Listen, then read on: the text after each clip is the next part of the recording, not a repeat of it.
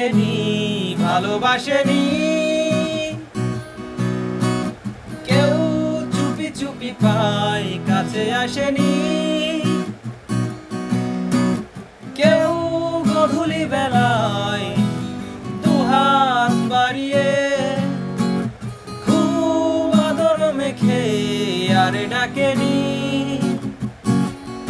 আর ডাকেনি। ঘর ছাড়া বাতাস হয়ে তোমায় ভাসাতে চাই।